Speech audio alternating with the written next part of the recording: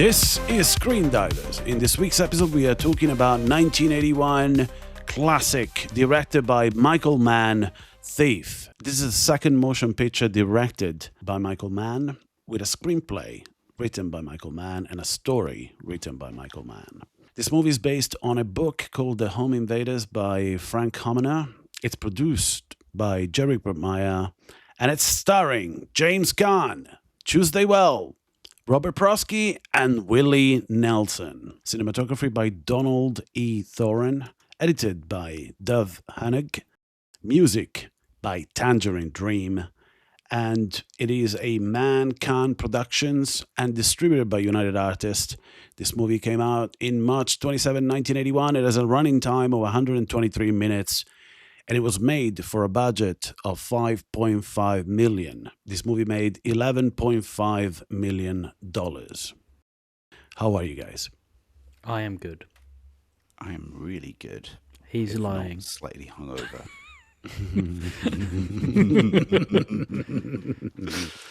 What's new? What's new? What's new, pussycat? Whoa, whoa, whoa. What's new, pussycat? Whoa.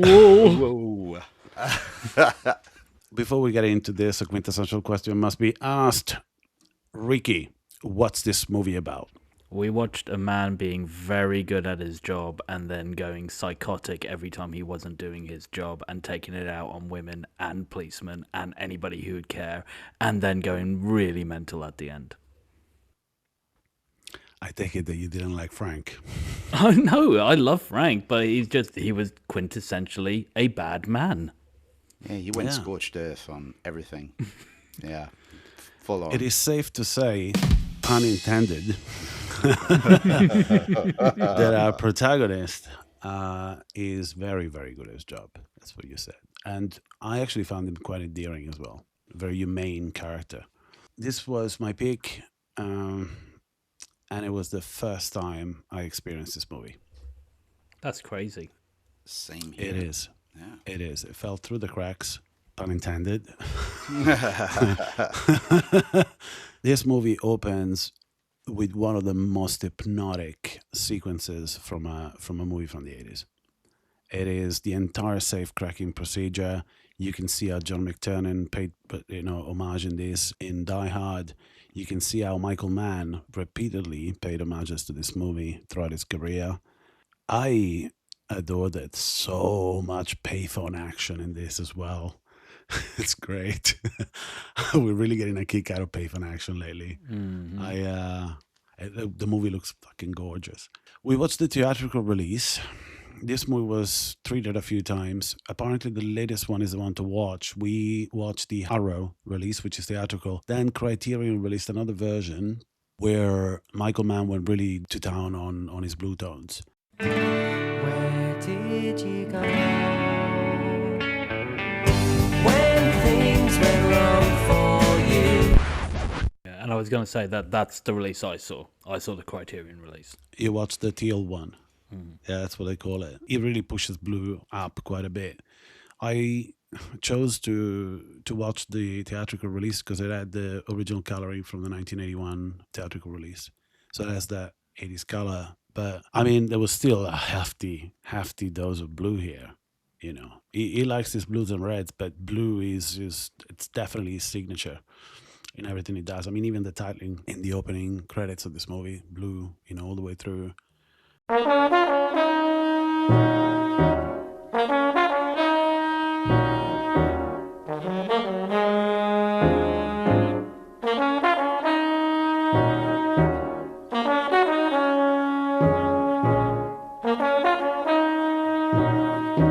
loved it, but that's what we're here to discuss today. Yeah.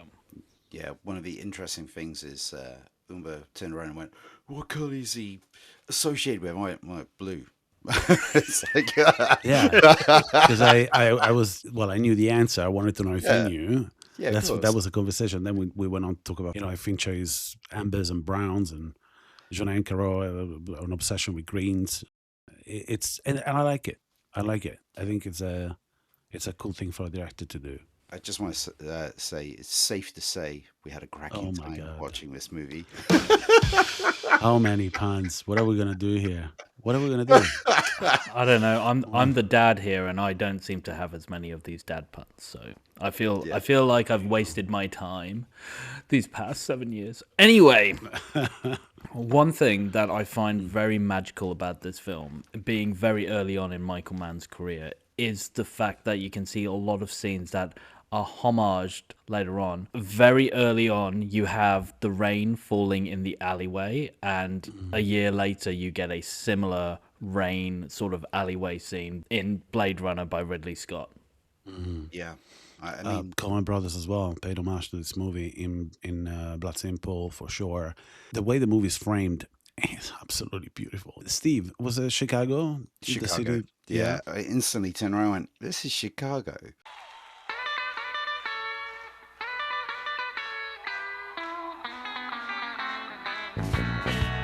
Come on, oh baby, don't you wanna go? Come on, oh baby, don't you wanna go back to that same old place, sweet home, Chicago. Come on, baby, don't you wanna go? Howdy, hey, baby, don't you wanna go back to that same old place, a sweet home, Chicago? Well, what I want us to 6 and 2 is 8. Come on, baby, don't you make me late. Howdy, hey, baby, don't you wanna go back to that same old place, sweet home, Chicago? Come on, baby, don't you wanna go? Oh, come on, baby, don't you wanna go? Michael Mann's from there, isn't he? Possibly. Yeah. Because he you And know. I think this is the only film he's actually shot in Chicago. Well, there you go. Yeah. Well, he knows the city well. And the thing is, the movie's gorgeous. You know, we are by the highway. We are in industrial areas. We are, you know, in dilapidated places in town. It's gritty. It's grimy. You'll feel the moisture, the cold, the rain. You'll feel the grittiness of the city and its unforgiving nature as well. Not to mention the fact that the portrayal of law enforcement in this is possibly accurate. Corruption everywhere. Everywhere. At the beginning of the movie, you know, at one point we both looked at each other going, is that fucking Dennis Farina? This is at the beginning of the movie. So Dennis Farina, and it's a character that I quite like. We see him in the police station in the first 10, 15 minutes. And then he hits back later. But this, you know, is another check of gun. Basically, everybody's in Leo's pocket. Everybody's in Leo's pocket. Everybody pays the cops. You know, and this is reiterated throughout the movie over and over again. But speaking of Leo, who's Leo? Robert Prosky. Holy shit, is villainous in this. Oh, yeah.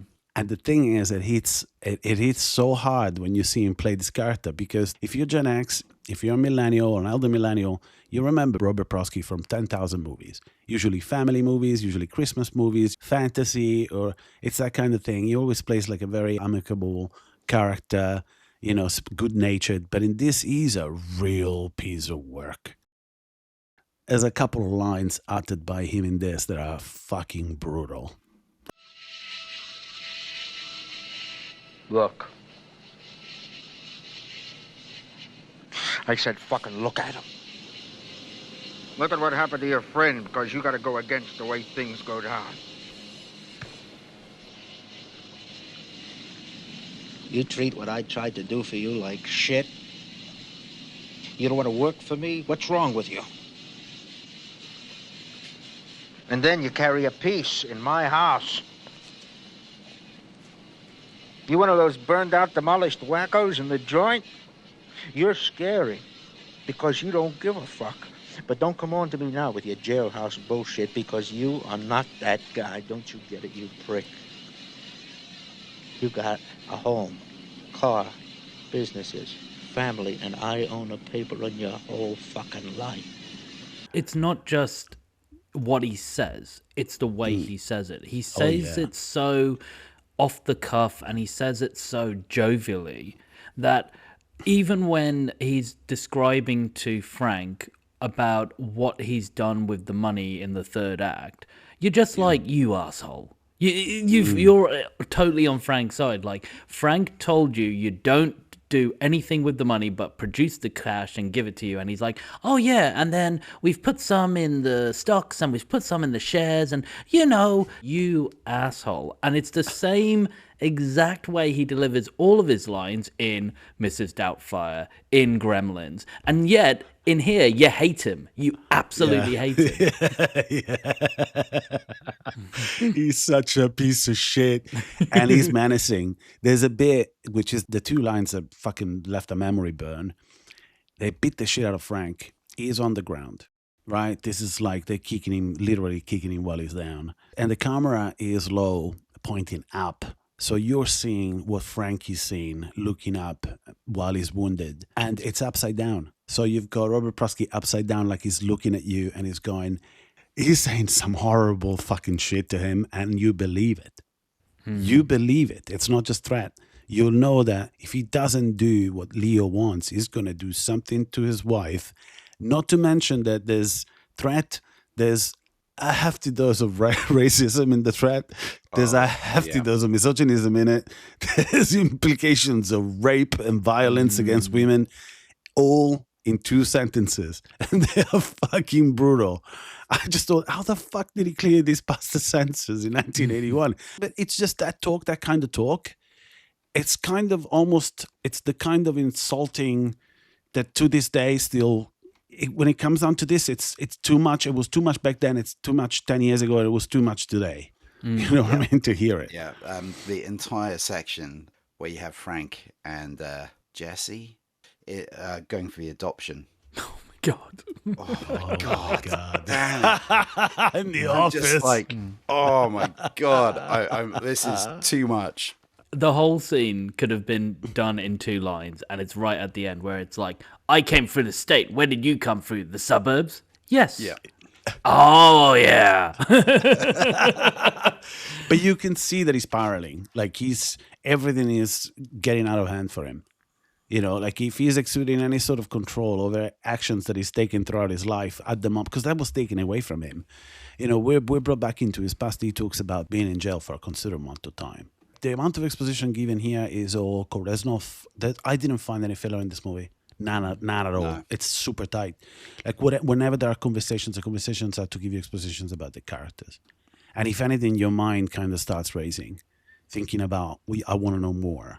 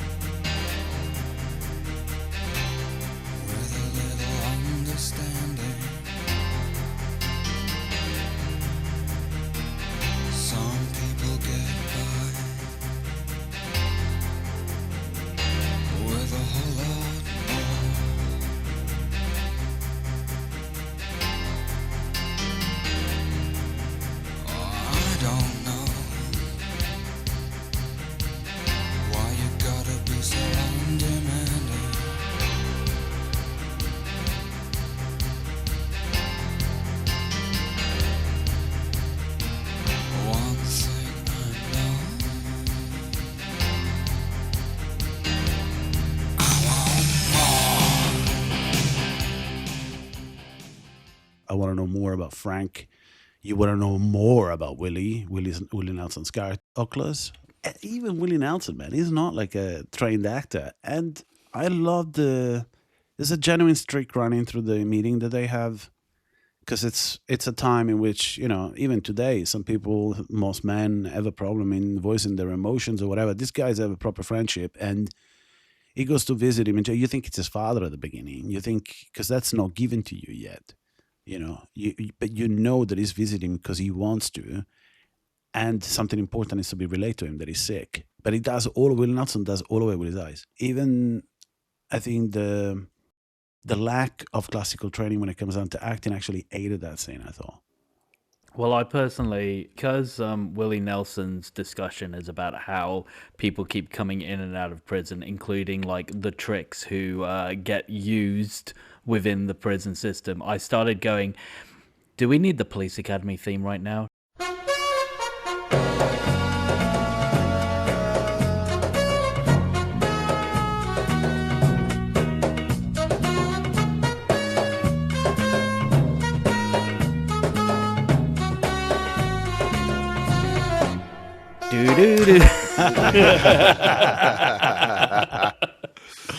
This is Michael Mann's first directorial debut on the big screen. Because I think he did I didn't know that his first movie was a TV movie. Can't remember what it's called. About running, was it, or something like that? Yeah, something like that. But this is his first feature, and man, this guy has such a career. Holy shit, he's 82 now, dude. I don't know if he's taking the lead in directing. I don't think he will be directing Heat 2.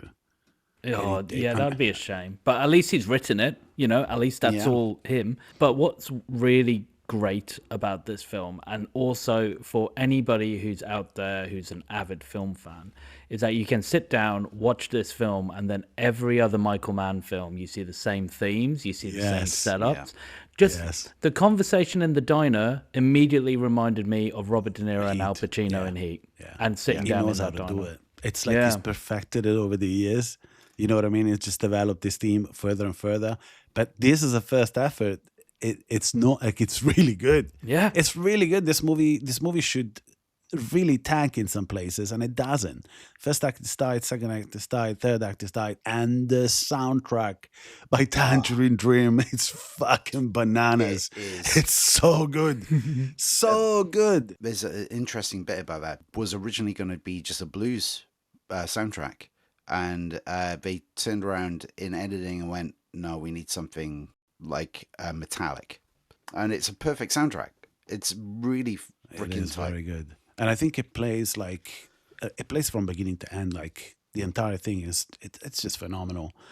I mean, we're talking Michael Mann here. Don't forget, like I fell in love with him with Heat first, then went back to Manhunter. All in succession, yeah. Heat, The Insider, Ali, Collateral, Miami Vice, Public Enemies, and the list goes on and on. These are all in succession. And is this technically his shortest film?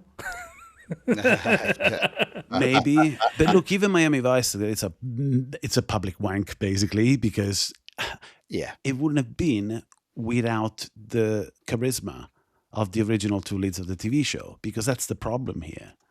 You know, it's akin to, with the difference that that's actually not that great either as a movie. But it's akin making Total Recall again and putting Colin Farrell in it. You're putting him against fucking... you lost the battle before. Yeah. And I'll give you another example. So Miami Vice, it's actually a better movie than the original material. Also, if anybody is going to revamp something like Miami Vice, because of his early career in TV crime, TV... Including Miami Vice. Dude, you know that there's some episodes... There's one with fucking Phil Collins in it. There's one with Bruno in it. There's one with Bruce Willis in it. Nice. Yeah. So the show launched a lot of careers, but the one with Phil Collins in it is fucking hilarious. He plays the bad guy in it because it's bad guy of the week, right? Yeah. That's what the show was. It's like Monster of the Week with X-Files. So it's are we gonna do something for Hulk Hogan now that he's gone? Are we gonna do Thunder in Paradise? I tried to make a funny remark on Facebook about Hulk Hogan on somebody's page. And they vilified me just because of Hulk Hogan's past. And I just kind of thought to myself, whatever, because Ozzy was a saint. Sure. Yeah, okay. Exactly. and I agree. I actually had to, I shut someone down immediately. Someone younger. Yeah. All right. Someone like early millennial, not an elder millennial, but some, you know what I mean? Just on the verge of being Gen Z. Not a boomer like us, right? No, I'm not a fucking boomer, dude. I'm a Gen X. I'm a Samuel, actually. Actually, here we got Gen X with Steve. You got Samuel with me. 77. I'm right on the border. I'm a millennial. I'm a millennial. I am a millennial. So, you know, I want to be a Gen Xer. I really want to be a Gen Xer, but I'm a millennial. I know, but you are at heart. You are at heart. Yeah. And in regards to someone immediately brought moralism, and if I leaned any further left, I'll look like the fucking Tower of Pisa. So, you know what I mean? But Umba, it depends what side of the Tower of Pizza you're. See, put a perspective, right?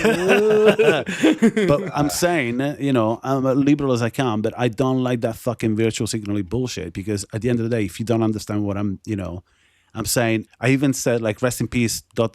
brother. Yeah. And some people saw brother as, because I don't know that was a signature fucking thing that he ended every sentence with. They saw it as like my kinship with Hulk Hogan. It's like, what the fuck are you? What are you? You should have been like, I do steroids exactly like he did. I mean, come on. Listen, the thing is, I felt like I had to do that because him, Roddy Piper, Ultimate Macho Man. Man. Andre the Giant, this is the wrestling I fucking grew up with. Yeah. And it's when these guys were larger, like it still are, but they, that legacy carries on. What I don't like about it is that everybody's bringing in the real personality, the realness of wrestlers to the forefront, as in, can you believe they're Republican? Can you believe they're a racist? Can you believe he took steroids and he lied in a court of law to save Vince McMahon's ass and all this stuff? And I'm just sort of like, can you believe he's an actor? Because there's a long list about him. But I'm like, can you believe he's an actor? And I really enjoyed his character, and he really changed the face of professional wrestling. Because if it wasn't for him, professional wrestling wouldn't be on Netflix right now. Like, nobody would care. But if it wasn't for him, The Ultimate Warrior, Bret the Hitman Hart, Andre the Giant, all of these names, God, I could keep on going. The model Rick Martel, the Mountie, all of these names that are in my head shaped the youth that we grew up in. They are staples. Roddy Piper would not be in Hell Comes to Frogtown, would not be in They Live. There wouldn't be this love for showmanship and soap opera if it wasn't for Hulk Hogan.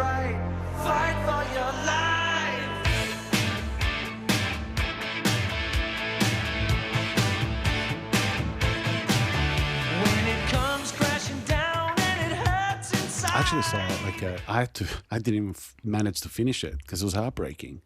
Just because also it doesn't look well. There was a tribute reel on social media, so he filmed it with his phone. What's the name of that wrestler that goes, woo? Ric Flair. Ric Flair. He's very ill. He's very ill. He's got like a massive gouge on his forehead. It looks like he's not going to make it for a long time, dude. I think he's on his way out. Yeah. The only thing I would say about Ric Flair, to connect on to wrestlers, characters versus who the real people are, is that, Ric Flair currently goes to a lot of bars, drinks himself under the table himself. He doesn't need anybody to drink. Yes. And he shits himself constantly. Oh my God. Yes. He is very ill. When it comes crashing down and it hurts inside, you gotta take a stand, it don't have to hide. If you hurt my friends, then you hurt my pride. I gotta be a man, I can't let it slide. I am a real American, fight for the rights of every man.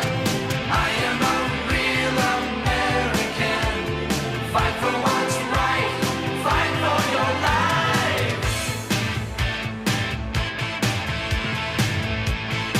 So that is my absolute rant about why wrestling should be part of the fabric of society and stay on Netflix forever. No, so rest in peace, Hulk. And now I'm looking at my notes that I didn't write because this time around it's just a printout of a bunch of factoids and stuff like that. But the second line of the plot is highlighted in blue, and it just answered a question that I had all the way through the movie. It's like, why are we seeing this now? And now I understand it. While watching the movie, you get all these greedy shots of the city, like we said earlier. It's great. At one point, we get this long take on a bus. It's like a Greyhound bus or something like that. It says on the front of the bus, Des Moines? Yeah. No, yes, Yeah. Des Moines, Des Moines, Iowa. right? And Des Moines, Iowa. You saw that as well. And at the moment I saw it, I thought, why the fuck are we showing this now? Why are we showing this now? And I can't remember if we get the payoff later. No, we don't get the payoff. We don't. Okay. But what's great about that scene is everything that leads up to it and everything post it. So the fact that that tracking shot is so long gives you the reason of why they've chosen that night to do that big heist. Because they've sent the cops on such a wild goose chase that they're leaving the state. So they've got enough yeah, time right. to get started. Yeah, you're right. And also, man, we were talking about it all the way through. Like, I love the subtlety. This movie doesn't hold your hand. It doesn't have to. No. It really speaks in harsh tones to you about this criminal world. And there's the practice of how the deal's going down. They meet the first guy, which, by the way, had no neck and looks fucking... He looked like a Man in Black character. Gag. You know that? When we saw him, people looked at each other going, well, look at this fucking guy, man. Like, It's Vincent D'Onofrio. Didn't you recognize him? It's Vincent D'Onofrio. Oh, my God. Edgar, what on earth was that? Sugar. I've never seen Sugar do that. Give me sugar.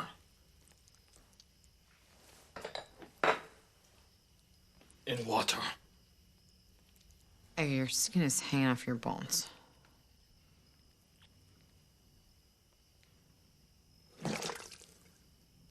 Oh, yeah.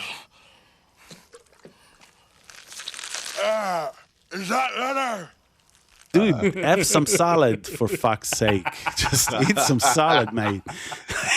He's too busy with his deep dish Chicago pizza, mate. Oh, my God. He looked like the picture pie. of fucking obesity. And no, but he just looked bad. No neck, weird fucking glasses. Like, he looked like a Man in Black character. like an alien inside a fucking human suit. But anyway, and they do the exchange, right? So I love the fact that he goes there very careful. They are very careful without fear. It's just, this is how business is done. He goes to meet him. Diamonds are exchanged. No money exchange on the hand in. He leaves. Then his partner, which is James Belushi, which is possibly the only time I've seen him in a kind of semi-serious role. Like, he's not here for comedic effect at all. And he does well. He does well. He reminded me of John Cazale's character in The Conversation. And then he makes the call because, you know, the plot develops, something happened to Guy, because this was a setup from the beginning. That's the idea. We're going to get the best to do this job. We're going to get what he gets for us. We're never going to fucking pay them. And we're going to burn the ground around it. In fact, in the opening shot, they go through, the camera's fixed on Frank cracking the safe. As soon as he swings the door open, he starts looking for something with intent. And before he gets to what is there to steal, he throws drawer after drawer behind him. And that's unusual behavior for a thief, because there's valuable shit in there. There's loads of rings, there's loads of jewelry, there's cash, there's a bunch of stuff. And he's flinging this stuff out of the way because he's there for a reason. One reason and one reason only.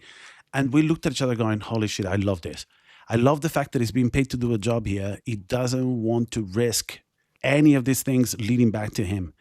Because basically, if you know, even if you go to a fence or whatever, the more you sell, the more it can be traced to whatever crime was committed. Because then there's so many sources. It's just not ideal. And it's very professional. They do it in a very, very professional manner. So I really, really, really, really, really like the insight that we got into this world. Not only that, with that first scene, but just the camera work. You can see that they've used the real equipment, and they've taken, probably the best way to describe it, they actually sought thieves to talk through how this stuff was actually done. So they've actually taken people with the experience, shown them how it exactly works, and they do this perfect job. They use the same tools. You can tell straight away that he's a proper thief, in the sense of, he's using the tools, he's being methodical and practiced, it's going straight through. And then just that one section where you get to see the camera go into the hole. And I was just, wow, this is perfect. This is really, really, really perfect. Just the filming on this is absolutely spot on. I mean, color work, grading, everything, just perfect. The story's told completely from a perspective. There's hardly any words in that first sequence. And it's great. just that Yeah. thumping, pumping fucking Yeah. soundtrack. Yeah. It's, you know, like I it's been a while since I enjoyed like some proggy kind of ambience in a movie, and this one is really, really good. Like it reminded me of the soundtrack to Near Dark, which is also by Tangerine Dream, I think. Yeah. So it's they know how to make a score, man. There's so much to be said about not only the script but the story through the editing, that the only times that we see Frank really lose it is when things are out of his control. The first time you see it is when he's late for his date. Because he's late, so when he gets to Jessie, she's basically passing out from having too many drinks. And then it turns into this almost manic, you gotta come with me. And then their weird conversation where he ends up saying, You sell little fucking cars, that's what you do. I wear $150 slacks. I wear silk shirts. I wear $800 suits. I wear a gold watch. I wear a perfect D, flawless, 3-carat ring. I change cars like other guys change their fucking shoes. everything is out of his control and he just can't bring himself back together. And those elements start showing themselves from the third act. He's being candid with her, though. There was that sequence in the diner. They are putting things on the table, both of them, because she's talking about what I picked up from the conversation is a passing Bogota or whatever the fuck it is, where it sounded to me like she's been a drug mule. She's been a prostitute at some point. Steve picked up on that. It's a city environment. It's a city story. And yet I gave a shit. I gave a shit about these characters. And you do in Heat as well. Fuck, man. The protagonist and the antagonist, they switch roles continuously in Heat, you know? And I think that's the reason why Michael Mann, because this is out of Pacino's mouth, he was chipping coke. He was chipping coke through the shoot of Heat as well, because he had an agreement with Michael Mann. He wanted the character of that Al Pacino plays to be on edge, literally. And you can see it. You can see it because you can't act that out. And then years later, Al Pacino was doing an interview. I don't know if you saw it, and he tells the story. He tells the story of, and he actually even left. So he actually grew a longer nail on one of his hands. So because it's a mark of someone who cheaps coke with it, basically. You do know that Al Pacino turned down the role of Frank for this movie. Oh wow! And Jeff Bridges was, and Jeff Bridges was originally going to be Frank in this movie. You know what? They also would have done well. Yeah, I mean, not to take anything away from Caan. Yeah, Caan was perfect for this because you needed somebody who you couldn't trust to be always on the level because they've always got an ulterior motive. One of the things I left from this viewing was realizing how transactional all of Frank's relationships were. Every relationship is transactional. Even his relationship with Jessie is transactional. Yeah, because he wants to go straight. So she's the bridge to the family, the kid. Yeah, all that shit. So you're right. You're right. But what's really interesting about this is that he hates it when someone is being obviously transactional with him. It's like, yeah, I said you get all that. Doesn't really work for me, so I'm going to do it my way, like I always do, and you're just going to have to follow my way. And it just triggers his like OCD or whatever's going on with him. Yeah, because he's fucking with his plans, right? Yeah. This was meant to be his payoff. This was meant to be his way out, technically.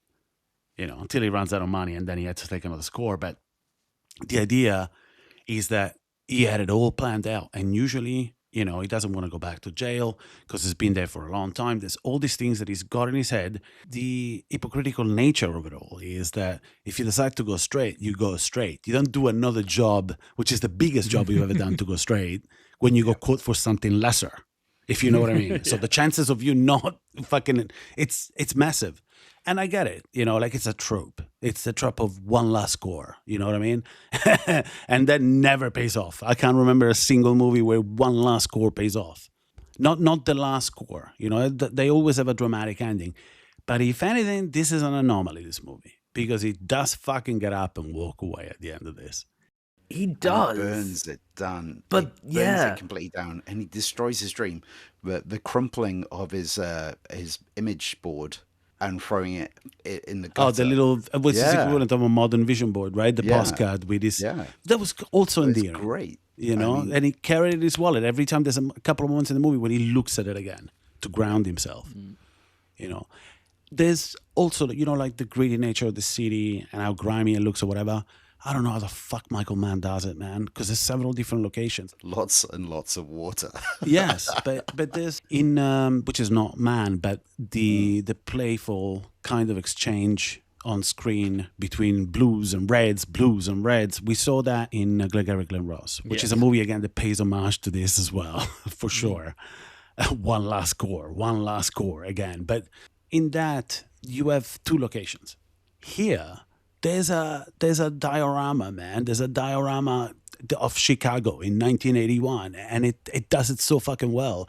And even ugly, cheap, fucking vulgar places, like the parking lot of a, what is it? He's a car salesman as well, by the way. Salesman. Yeah. And there's nothing cheaper, right? At a commercial level, if you look at any kind of business, that is the one that it's just vulgar. It's just, you don't trust a car salesman, particularly one from the 80s. I don't know what it is. It's like the trope spawns from there in my head. And every single shot of those parking lots look amazing. Yeah. Also, the interplay between background and foreground and what's in focus here with the camera moving between subjects, it's fucking incredible. The blocking is so fucking good. When he goes to meet her, you said that earlier, Ricky, when he goes to meet her in the blues club or whatever it is, and she's had too many drinks because she's been there for a while and waiting for him, he's late. And I love the fact that the camera follows him all the way through from the moment he enters the door. There's no cuts in that sequence. The camera follows him through the crowd, through the stage, through the crowd, to her, as he's making his way to her. And it seems simple. It fucking isn't. You got to get the blocking right for all the extras. Nobody's pulling focus either, because the camera's just tracking, and you can see it going over shoulders and heads, and it works. It works. By modern standard, it would be a headache to do anything like that. And also, there's not even like this. There's no place for a shot of the magnitude with so many people involved in a movie like this. Big swing, man. Because it's well made. This movie's well made. And all hats off to the cinematographer, and all the hats off to Michael Mann. But you've mentioned a couple of things there. There are scenes in this where it's the same Wes Anderson symmetry.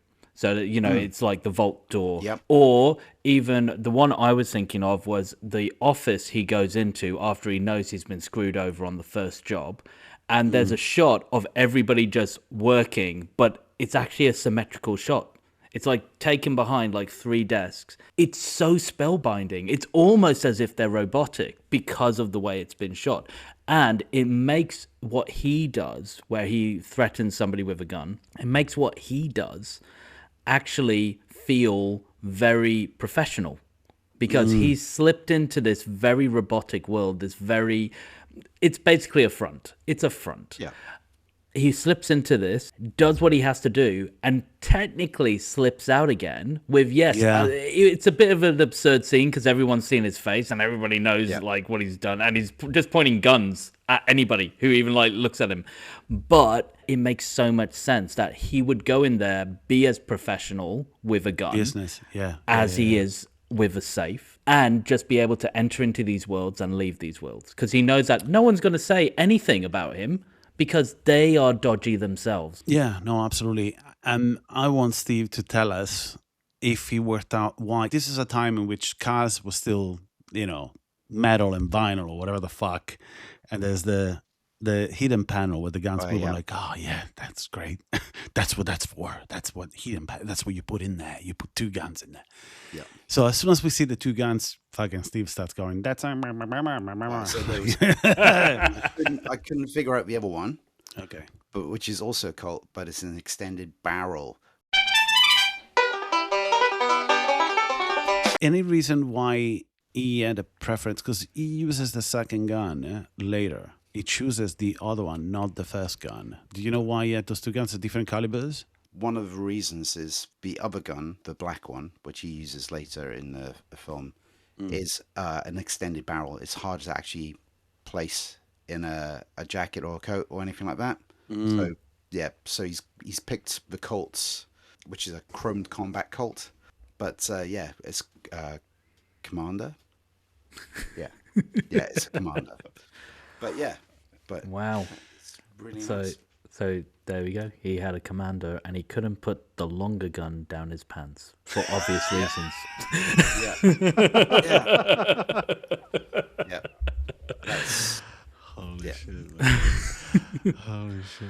You know, the barrel would get in the way of, you know, where your penis has got to be. That's why. Yes, and they're trying to have a child. So, They can't have a child. Those are the boys.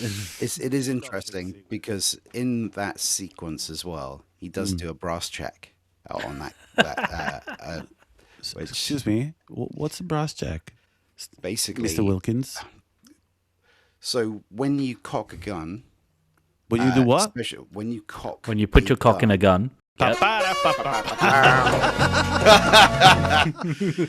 So what he did, it's how people are taught in the 80s to do that. So, but later on, you don't do it like that anymore.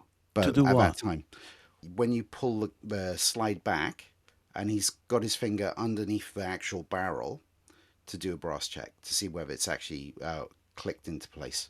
But you don't really need to do that anymore because, and even at the time. Well, but if you had like an older gun, No, is it related to? It's basically it's an older style of doing that.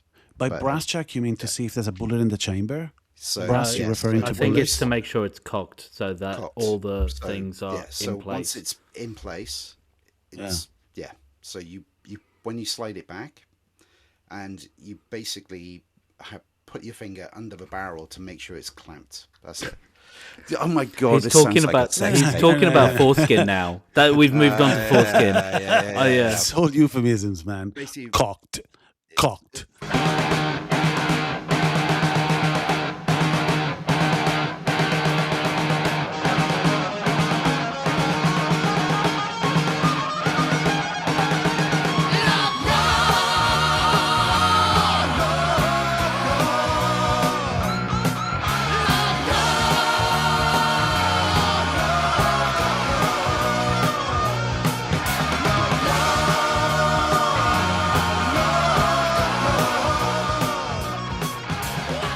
I think we covered a lot here, but there's one thing that I want Ricky to talk about, which is the adoption sequence.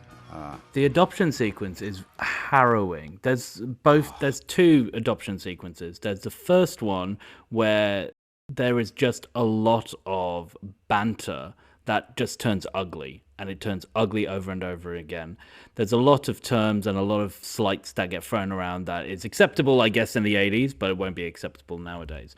But I found actually the conversation with Leo about the black market, families, they're not good enough. Who's going to say anything about a child moving this way or that way? And that was very harrowing. Yeah. And that's what he goes for. The entire exchange with the baby, with the lady just fucking coming downstairs with the baby through a just back dropping door. them. And during that conversation with Leo, he's just like, can it be a boy?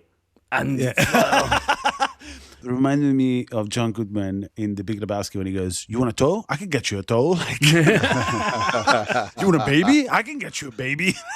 Fucking. Oh, talking man. about receptions of awful conversations. This 1-star review, and there's only one of them, was presented in April the 5th, 2023. Hi guys, how we doing? We're all good? Yep, okay. So, James Spader here with this 1-star review, and it's by Ajalpert. It says uneven script and editing. This movie is geared for an 8th grade mentality and hard to understand why it's currently receiving decent ratings. It's poorly received when it was first released, and I can see why. I liked James Caan in several other films, but in this film, his character is not someone I find the least engaging. The mob boss has the only redeeming performance and is quite convincing, but that's it. Don't waste your time unless you are like watching a few bloody scenes filmed with ketchup. The movie tries to shock the audience, but the shock treatment has no support whatsoever, with the exception of an upside down threatening head of a mob boss. Thank you, H. Albert. That's the sequence that we were talking about, the upside down. Yeah. And Robert Prosky's monologue. What a piece of shit. What's this guy's name? I believe it's Ajal Pert. I kid you not. 1 star. This film is worth 2 stars out of 5 just for the fucking color grading. Wow. I thought you were going to just stop there at this film is worth 2 stars out of 5. Dun, dun, dun, dun, dun, dun. Before we move on to ratings, there is one series of shots I want to talk about that blew, like, so we didn't go over our history with this film apart from that this was the first time you guys seen it. The last time, the one and only time I saw this was when I was 14 years old. And at the time, I was like, an 18? Ooh, I'm going to go watch an 18. And then halfway through was sort of like, oh, 18s don't just mean nudity. Okay, I'll keep up with this film. So my 14-year-old mind was definitely focused on one thing. Tits. But you went to see Thief because you wanted tits? I was watching it at home at like after 10 o'clock on TV, being like, oh, it's an 18. And then being like, oh, there isn't any booby shots. Oh. I have that relationship when I was much younger with Blue Thunder. There's a sequence in that movie. Do you remember it? The opening sequence with it. Yeah. I can tell you now, and I don't care that this gets projected across the world, that film 4, at a certain time when it first came out, Betty Blue. Ooh, Betty Blue. Oh, shit. Yeah. But I did not remember of the sequence of shots that is mainly editing, but around Jim Belushi sitting there on the stairs trying to get a radio frequency to get the password. That is a blinding scene. Every shot is meticulous in that scene. And then I also want to connect it to the fact that the shot within the vault, where there is only light coming from the front of the vault, but you can see clearly everything going on in the vault. Like, they must have had like one light so that all the diamonds and crystals showed off their rainbow colors as they were being shoved in. But that was a beautiful scene that you could barely see anything in apart from the diamonds and Jim Belushi's silhouette. Those scenes make this one of the best films about learning about cinema and cinematography and how things should be done. For sure. And also, we talked about how Michael Mann throughout his career paid homage and developed this theme further and further, right? Showing several different facets of the, greedy criminal underworld and the figures that operate within the world. Giving us insight, by the way, because it's believable. There's a level of realism that he brings to, if you remember even his take on Manhunter, it just brought it into the real world. There's almost like a supernatural edge.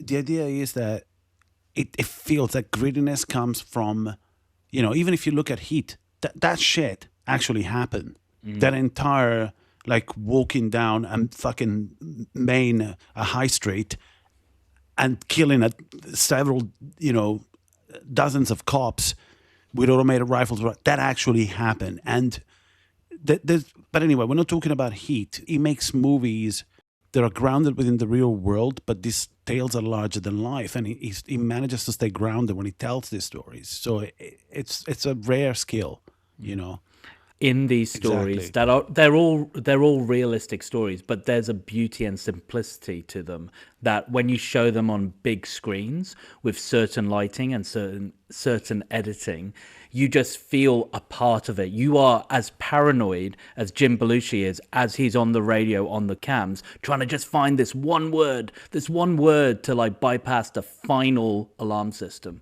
Yeah.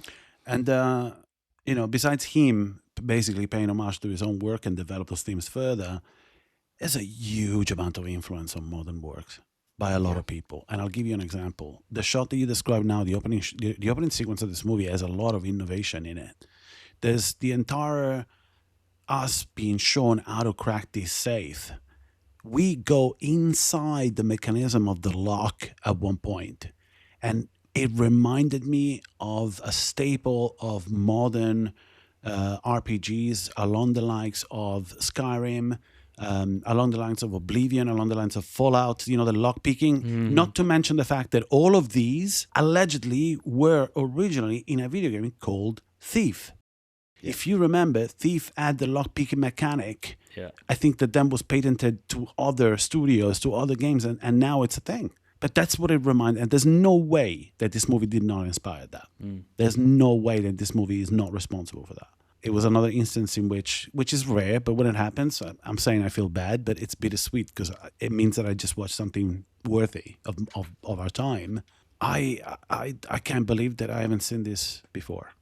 I just can't believe it. And I think I picked this because there's been a resurgence on social media. There's, for some reason, people have been talking about Thief. I think it was Ryan Coogler as well. In his Criterion Closet thing that he mentioned the movie, and I went, Michael Mann, Thief, inspiration? Fuck, I need to watch this. And then seeing the post, I was like, oh yeah, I was aware of this, but somehow I never watched it. Yeah, I recently watched Quentin Tarantino bit, but he was talking about Thief. It was about 5 months ago, because he does that little cut down snippet of movies and stuff. He is fond of Caan, James Caan, because he loves rollerball. Ratings? Yes. Ratings. Yeah. So this movie is an 8.5. I don't want to go any higher. I don't want to warp the expectations of people that may have not seen this and are walking into it for the first time based on our recommendation. There's one thing that Michael Mann tends to do best is to make movies that have pivotal sequences or are mainly flavored by the night. Hence why Blue really works for him. Most of the defining sequences in his movies happen at night. And this is because he does have a good relationship with crime and grittiness, and crime, usually, this type of crime takes place at night, in the cover of night. So the shadowy figures that operate in this underworld, that we're brought into in every one of his movies, operates at nighttime. And I get why this shade of blue is there. It's like a, what can we call it? Because it's a very Michael Mann blue as well. Yeah. It's got like a particular tone. So let's call it Michael Mann's blue, right? James Caan's performance is phenomenal, but also, and this tortured me throughout the movie because I didn't want to pull out fully. Talking about his full skin again.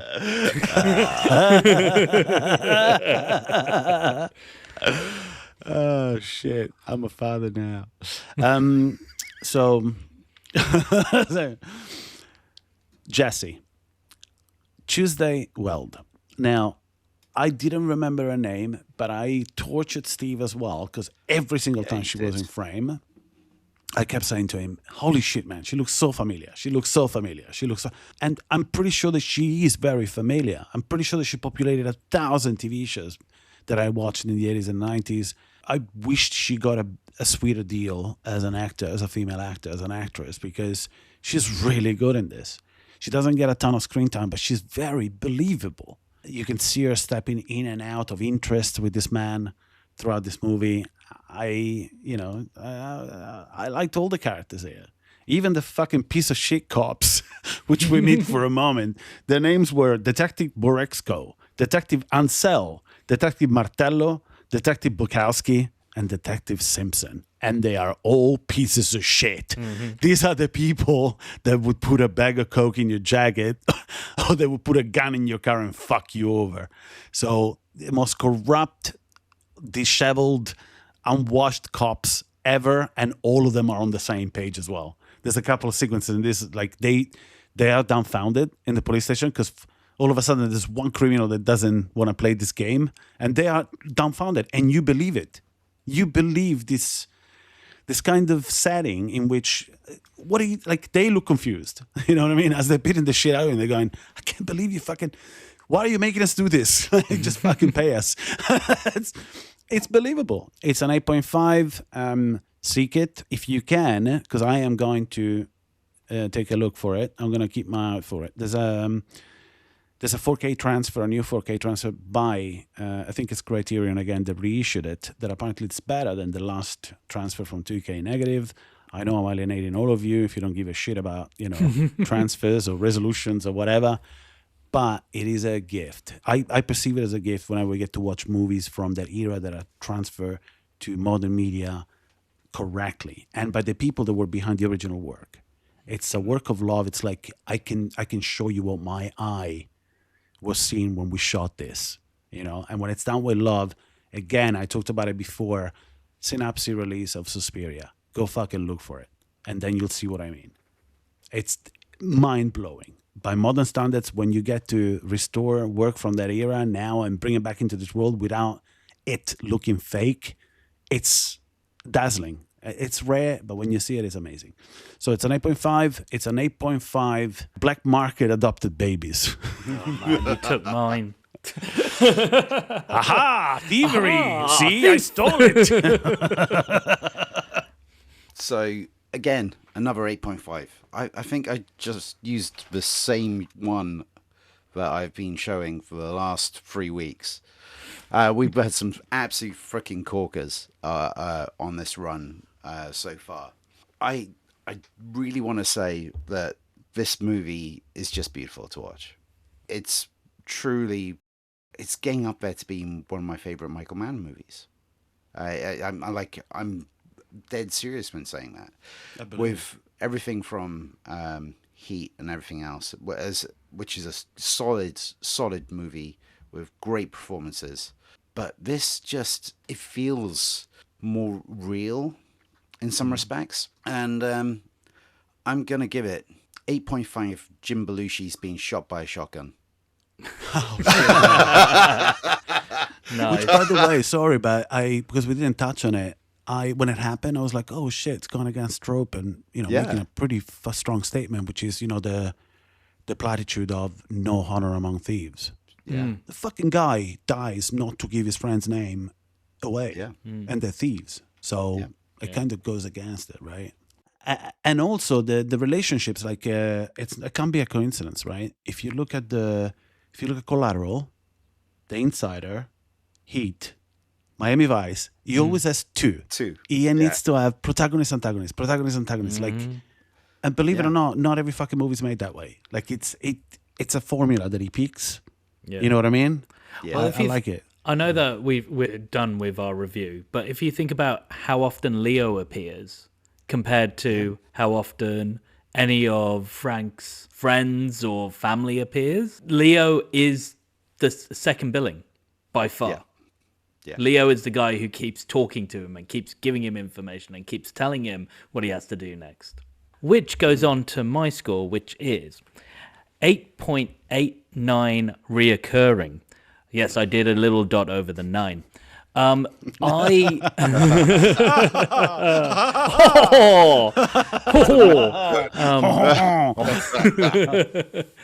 What I really love about this film is that it shows you that those auteurs out there that start off with a film that is spellbinding from the get-go doesn't mean that it's a one shot in the dark that happened to hit a target. Michael Mann has proved himself from the beginning of his career, even to now, what an eye he has and what sense of story is. This is definitely one of those films that you could send to anybody and be like, can you see the beauty of this film? A lot of people will act like whoever the reviewer was who gave it 1 star and be like, oh, it's okay and stuff. Those are the people you can't be friends with anymore. But the reason I didn't give it any higher, which I should do, it's very close, is this one of Michael Mann's best work? It's definitely one of his really good works, a very good benchmark. But I would say to people, go seek his later films as well, where he's perfected that storytelling, where he's perfected that eye of having characters live the life that he wants to show you and wants you to know about. So what is this? It's an 8.89 misspellings of male on an application form, which is MALE. The other one is what we put in post boxes. Was this Frank writing it? Yeah. Yeah. Oh, okay, Totally yeah. was. I love the way he fucking talks away. Like I love the way he talks in this. That's just the street, the Chicago, and I don't know if that accent is right because there's a bit of Boston in there from what I. But it's just that every move is not move; it's a move. Like there's some energy behind the emphatic nature. It's like it's punchy. The dialogue is punchy. It's delivery, and it's synoptic. Like it's like when he pulls off his ring and he just shoves it down on the table, and it's like if it's a matter of here, it's great. Oh, man. What is this? What is this? What is that? What is that? And on that note, this was Umba. This is Steve. This is a D flawless 3.2 carat emerald cut, Ricky. You had to check your notes, didn't you? Yeah, I did. Bye. I'm a top hat show.